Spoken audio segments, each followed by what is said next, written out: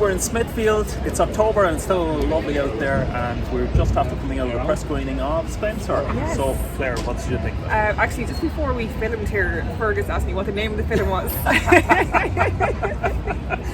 So that shows you I what thought he it was thought Diana. Is she here yet? Not yet, ma'am, no. Then she's late. Yes, she is late. It's been described as a masterpiece, so I thought it would be epic, I'd be crying and everything. But yeah, it wasn't. I got a bit teary, alright. Yes, I thought maybe yes, you were. I was a little bit that? teary. I think there's a moment where she's in this dress and She's in the turns old around. bandit house. Yes, that's beautiful, and just I thought it was lovely, and these pearls, she kind of takes off the pearls, and she goes back to her old house. But it's quite interesting, because I didn't realise this would be filmed over 3 days. It's not like her whole life, her wedding with Charles. And that kind of ruined it a little bit for me. I thought it was too claustrophobic. Yes. Like 3 days in prison, it's 3 days in prison basically. And it's very claustrophobic. There's none of the flamboyant Diana that we saw going to premieres and meeting Elton John, all that kind of stuff, or going to Paris. I don't know. I thought it was too claustrophobic and slow moving. Your Royal Highness. Mummy! Family are all gathered in the drawing room. They are waiting. 3 days. That's And it was 3 days over Christmas, so it was in where was that's the place called? Sandringham or Was it somewhere, is it? Sandringham, where they go for Christmas? Yeah. And so it's it turns out it's kind of sets up and starts off on Christmas Eve, Christmas Day, and then Boxing Day, and she's lost and she's trying to find where this place is. Yeah. But it definitely shows bless you. It definitely shows her rebellious side. There was some of the dialogue So I should be getting like something was a little bit forced on the nose. I think one thing we both agree on is the lead actress is amazing. She is going to win the Kristen Oscar. Stewart, she deserves the Oscar She for that. really does. They're getting quite serious about you. So stand very still and smile a lot. And it's funny because I remember reading about Kristen Stewart being cast in this, and I was very laughing, like everyone else. Kristen Stewart from Twilight playing Which was a teenage kind of drama. teenage drama, which Forrest didn't know about. Because I'm not a teenager. Exactly, what even non-teenagers normally know about Twilight. It was a phenomenon back in the day. Yeah. But I always knew she was a brilliant actress. I've seen her on other independent films, but when I heard she played Princess Diana, I was like, God, this is a bit strange. But no, she really Was captures her. amazing, exceptional. Yeah, And she pulled it really off. was. The bit I thought was the eyes, or the eye movements were exactly. And Princess Diana, the body language was an important part of her because the Martin Bashir interview and everything else, Yes. and sure the eyes and looking for sympathy and stuff like that. And she does the eyes amazing. She really does. And even the wig was very realistic, and it shows how lonely she was. They know everything. They don't. And how she was in a prison, and I think it focused all on her and very little of the other characters. True. That's a good point, and that's a bit of a flaw. I thought. Yeah, a little bit because it focused so much on her. The other characters were very one-dimensional. Oh, the other characters, that was where the film relaxed. Like basically, her husband is a bollocks, one-dimensional, heartless, cold. And we know, I know everyone knows the story, but I believe, he was so one-dimensional, and even the Queen came across nearly really the evil, mother-in-law. That was the bit, and I was saying it earlier. Like, I'm amazed that a high-budget film like this, that people sit down and say, right, well, we have a queen, she is evil, that is it, that there's nothing more to her, she's going to be cold-hearted bitch. Diana, they can't change. You have to change. And then the husband, Philip, is gone to the bombs. There's no in between. There's no second, complexity to the characters. It's totally imaginative. And another thing as well, they made her seem like she was mad, Christiana, slightly, because she had some delusions and hallucinations, and in parts they made her look slightly mad. Well, I mean, she did suffer from anorexia, bulimia, and I think, in fairness, that would be controversial maybe in the film, but it's probably reasonable. You'd see her going through the loneliness, as you said, and you could say, look, it would be reasonable that she would go through an incredible stress and trauma as a result of it. Mummy, what's happened to make you so sad? Well, here, in this house, there is no future. Past and the present are the same thing. How did they work? And she was having visions of Anne Boleyn, and actually that kind of worked, straight enough. Because there was a book that was in a room she was staying in about Anne Boleyn, and they started hallucinating with Anne Boleyn, who had a similar kind of situation, except Anne Boleyn was beheaded. The cinematography at the start, I thought, wow, this is pretty. They're pushing every scene. They were selecting it very carefully. Like, the opening scene is just of a field. It goes on for about half an hour. And why the hell are they focusing on this? And then you see the cars arriving, and it set up a certain tone to it. I like that. Yes. I mean, they put a bit of thought into every kind of camera angle and stuff. But you're right. The film lives and dies on her. Definitely. She put off such a good performance that people might like it as a result. I was just talking about this earlier, but it is a risk playing someone so famous because the margin of error is so tiny. Because you have to be. It's very clear she did work with a vocal coach, body coach, or something, because she got it down to a T. You have to be able to do things you hate. You hate? There has to be two of you. There's the real one and the one they take pictures of. Or something, which she did, because we watched Princess Diana years back, and what just didn't work. Then Emma Corrin played her in The Crown, and it was really worked. And The Crown was brilliant, wasn't it? And I think, but the difference with The Crown, like The Crown wasn't claustrophobic. Like they went to Australia, and you saw them at different functions. It was fantastic. It was they had really more time, I suppose. This is a bit kind of almost on a stage. It's like, okay, it's meant to be claustrophobic, but it's like they're on a stage in a room in a house for 3 days, and I just kind of thought, let me get out of here. Diana, for the good of the country. For the country.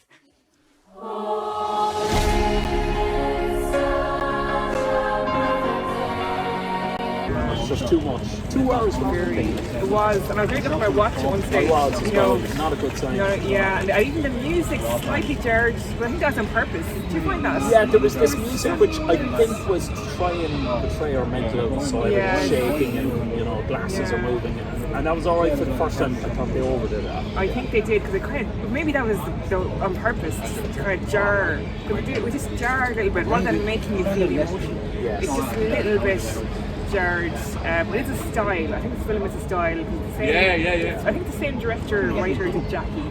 If you saw that, it's a certain style. What stood out for me was the son. Well, it was fantastic. I just thought, and unfortunately they didn't give a huge amount of airspace to the two kids, but he was just the wide-eyed boy, They captured him, didn't they? I thought they really, he was a shining light in there. Now, I would like things that are simple, ordinary, the things that are real. There's no hope for me. Not with them. unfortunately, the husband, his husband, Charles. Due to my ancestors being Republican IRA people in West Cork, I don't really know much about the Royals. Hadn't been a fan of them, but I saw Charles. He was, terrible is the only way to put it. It was just one-dimensional. But the kids, Apparently it was really... yeah, I remember they were casting them very late, the kids. They couldn't find them for ages. Yeah, But they certainly hit on a great guy with William there. Captured the essence of it. Yeah. Definitely. And actually, one thing they really did capture well was the fun they had together. Yes. Christiana and the kids. Fun, yeah. And there's a beautiful game they play, and then she gives them their own present. You know, and it's like something she got in the garage. You know, it's like a lobster. Yeah, that was and cool. it's beautiful because apparently that's what they did. You know, and then I loved. Well, it's kind of horrible at the start. They weighed them, you know, and then apparently they did that. They put them sitting on a weight to see if they'd put on 3 pounds. That is pretty bizarre. And I Yeah. suppose that tied in with the whole anorexia thing with Diana, and that is a fairly disturbing part of the film. Yeah, You know, the hope is like triggering for people who suffer from that, because so many people do. I was even a little bit, I don't know, I was kind of upset to see it. No, they have to put it there because It's like bulimia, so it's like she's eating her feelings. It's a stressor, you know, but it's unfortunately that's true, you know. Fight them. You are your own weapon. She did have bulimia, and then there was self-harm as well. Yeah, there was actually. You know, And so, did she self-harm? I'm not 100% sure, but I know she threw herself down the stairs when she was pregnant with William. Yeah. Because that is a scene in the film Yes. where she throws herself down the stairs, and I'm thinking, okay, that's a bit over the top. That's actually true. When she was, I can't remember if she was pregnant with William or Harry, but she actually threw herself down the stairs. You know, but I suppose I did get very teary-eyed because I just thought how tragic. Yeah. You know, like I was thinking about her or her life, stuff I was thinking about her, but It is quite tragic. I just thought it's just so sad, and the fact she died when she was 36, and I just kind of, I think that really got me when I just thought about her life and the way she died so young, you know, and how like they didn't have it. You know, it's just this sad, it's the loss they had. In fact, the start of the film, it says, this is a fable based on a true tragedy. There's a weird way to introduce it, and it is a tragedy, I suppose, that she was a heroic figure that was kind of put down with pride. Will they kill me, do you think?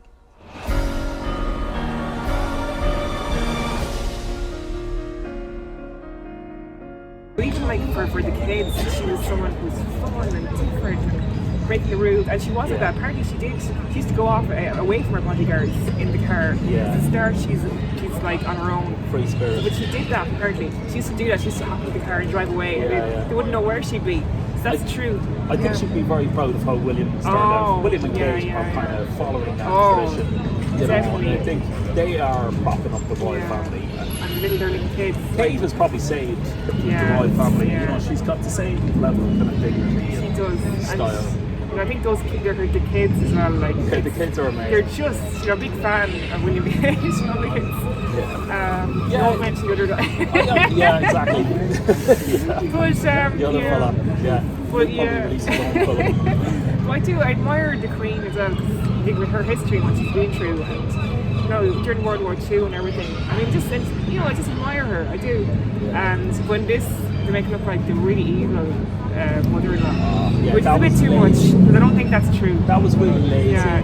Oh, Sally Hawkins. Yes. So Timothy Spall. Who is her dresser? Who was her dresser. And there's a really weird moment. Probably a name for that. Well, the weird moment, I think, I'm sure, look, we might as well say, where Tim, Spoiler alert. where she says, that she falls in love with Diana. Yeah, And, she loves I her. thought that was actually believable, because look, there's a lot. I mean, men and women, I'd say, would fall in love with Diana very easily. You'd imagine, you know, she was just such a magnetic character, and that had a little bit of a dimension to the film. Something. And even Timothy Spall, like I'm a huge fan of Timothy Spall. Like, he's a fantastic actor. But was he a little bit lost in this? Like I know he played the kind of slightly evil, slightly, you know, but was he a little bit lost? I don't know. For his, yeah, I don't know. I was kind of, there was something. He's kind of slightly evil, slightly, was he?